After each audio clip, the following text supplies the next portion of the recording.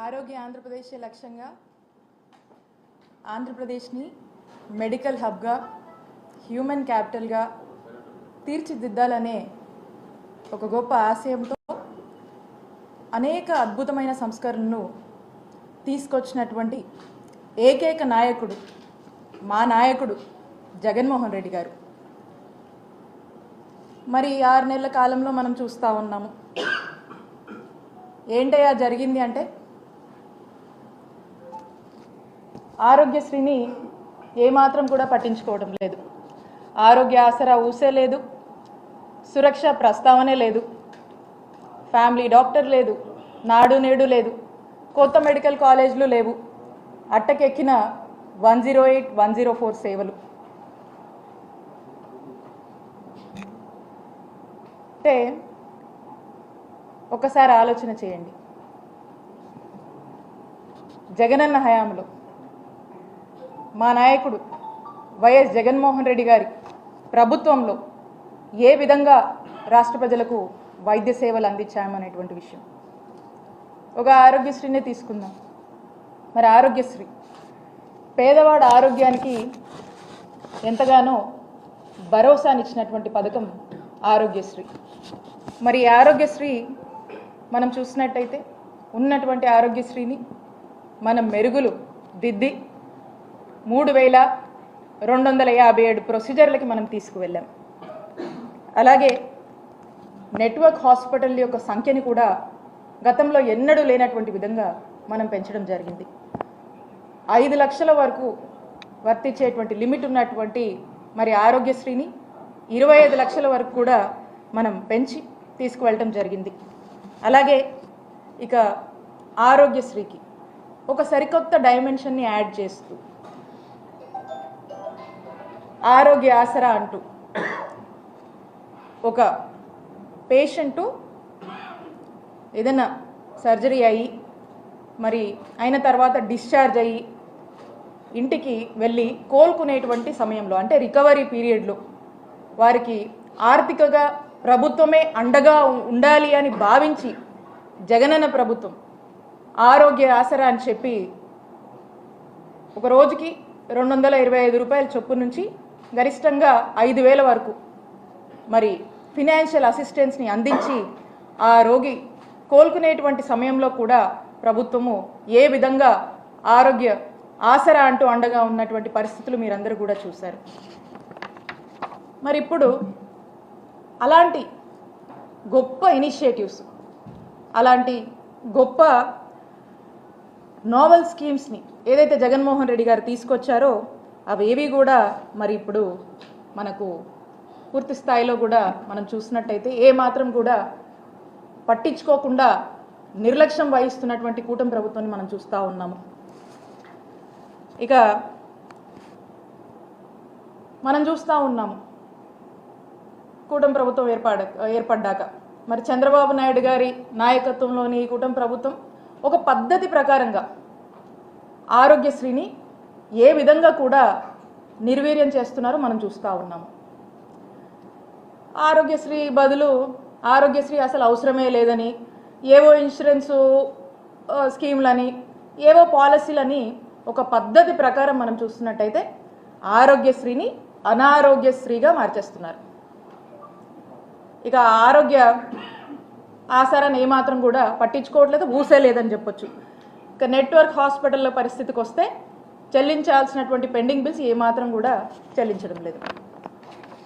ఇక family doctor programme మీ అందరికీ కూడా తెలుసు, జగన్మోహన్ రెడ్డి గారి ఒక గొప్ప ఆలోచన, ఒక అద్భుతమైన కాన్సెప్ట్ అని చెప్పొచ్చు ఈ ఫ్యామిలీ డాక్టర్ ప్రోగ్రామ్. గ్రామాల్లోనే వైద్య సేవలు అందించేటువంటి ఒక గొప్ప ఆలోచన. అవసరమైన ప్రతి ఇంటికి కూడా గవర్నమెంట్ డాక్టర్ వెళ్ళి ఆ ఇంట్లోనే వైద్య సేవలు అందించేటువంటి ఒక గొప్ప ప్రోగ్రామ్ ఈ ఫ్యామిలీ డాక్టర్ ప్రోగ్రామ్. మరి ఈరోజు చూస్తుంటే ఇక ఈ ఫ్యామిలీ డాక్టర్ ప్రోగ్రామ్ కూడా ఏమాత్రం కూడా ఈ కూటమి ప్రభుత్వం పట్టించుకోనటువంటి పరిస్థితి. ఇక ఆరోగ్య సురక్ష, స్పెషాలిటీ డాక్టర్లను ఆ గ్రామంలోనే వారిని పంపించి అక్కడే ఆ గ్రామస్తులకు చక్కటి వైద్య సేవలు అందించేటువంటి ఒక వినూత్నమైనటువంటి కార్యక్రమం ఈ ఆరోగ్య సురక్ష. మరి ఈ కార్యక్రమం ఊసేలేదు. ఇక 108, 104 సేవలు మనం చూస్తూ ఉన్నాం. ఆనాడు వైఎస్ రాజశేఖర్ రెడ్డి గారు 108 అనే అంబులెన్స్లను తీసుకురావటము మనం అప్పటి నుంచి ఇప్పటి కూడా ప్రజల కోసము, పేదవాడి కోసము, ఏ ఇబ్బంది అయినా, ఏ ప్రాణాపాయ పరిస్థితుల్లో అయినా కూడా వాళ్ళకి ఎంబటే అందుబాటులో ఉండే విధంగా ఈ 108 సేవల్ని వారు ఇంట్రడ్యూస్ చేశారు.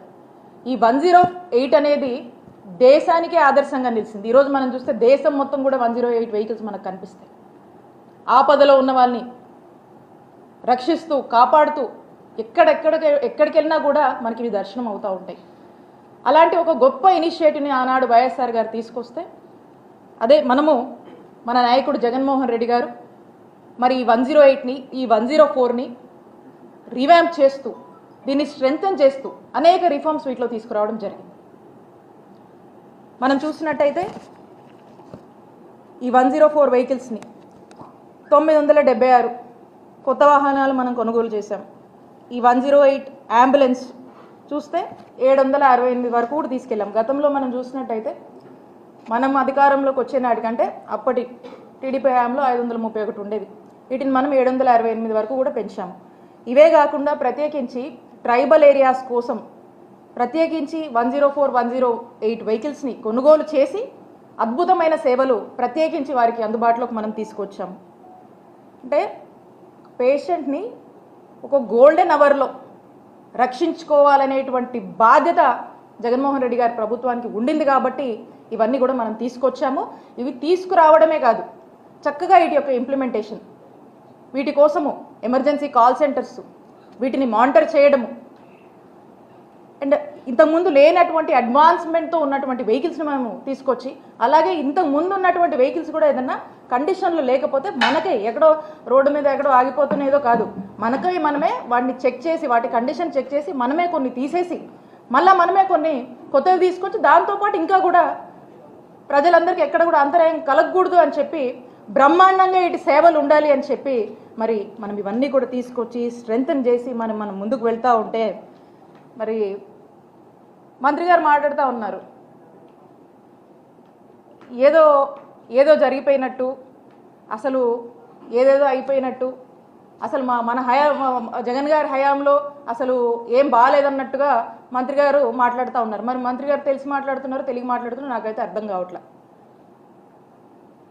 మీ అందరికీ కూడా తెలుసు, జగన్ గారి హయాంలో మా ప్రభుత్వంలో 108 సేవలు ఫోన్ చేసిన 15 నిమిషాలకి, అర్బన్ ఏరియాస్లో ఫోన్ చేసిన 15 నిమిషాలకి వెహికల్ అక్కడ ఉండేలాగా మేము దానికి కావాల్సినటువంటి చర్యలన్నీ కూడా తీసుకున్నాం. మరి ఈ రోజున కూటమి ప్రభుత్వం వచ్చాక ఎవరన్నా ప్రాణాపాయంలో ఉండి 108కి ఫోన్ చేస్తే గంటల తరబడి కూడా వెయిట్ చేయాల్సినటువంటి పరిస్థితి. అంటే ఒక్కటి ఆలోచించండి, అంటే ఈరోజు ఎవరికన్నా ఒక ఇబ్బంది వస్తే 108 రావాలంటే గంటల తరబడి వెయిట్ చేస్తున్నామంటే ఎవరిది బాధ్యత? ఆ ప్రాణాపాయంలో ఉన్నటువంటి వ్యక్తికి ఏమన్నా అయితే బాధ్యత ప్రభుత్వానికి కాదా అండి? ఏంటి ఈ నెగ్లిజెన్సీ? ఈ నెగ్లిజెన్సీ మీది కాదా? ఈ రోజున 6 నెలలైంది మీరు అధికారంలోకి వచ్చి, ఇప్పుడు కూడా మేము బ్రహ్మాండంగా చేశాం. 6 నెలలైంది మీరు వచ్చి, మీకు చేతనైంది మీరు చేయండి, మీరు మంచి చేయండి, ఈ సర్వీసెస్ని ఇంకా స్ట్రెంగ్తన్ చేయండి, మీరు మంచి సేవలు అందించండి. ఇవి అందించకుండా మీరు మాటలు చెప్తూ మమ్మల్ని ఏదో మా మీద బురద జల్లుతూ, ఇక బహుశా మీకు మనకు ఒక ఉదాహరణ చెప్పొచ్చు. ఏదైనా ఒక కుక్కని మనం చంపేయాలనుకోండి, దానికి ముందే పిచ్చిది అని ముద్రేస్తారు. అలాగే ఇక వాళ్ళకి ఏదన్నా ఈ కంపెనీ కాకుండా ఇంకో కంపెనీని మార్చుకోవాలనుకుంటున్నారో, మరి వేరే వాళ్ళకి అప్పచెప్పాలనుకుంటున్నారో, వాళ్ళ ఉద్దేశం ఏమో తెలీదు.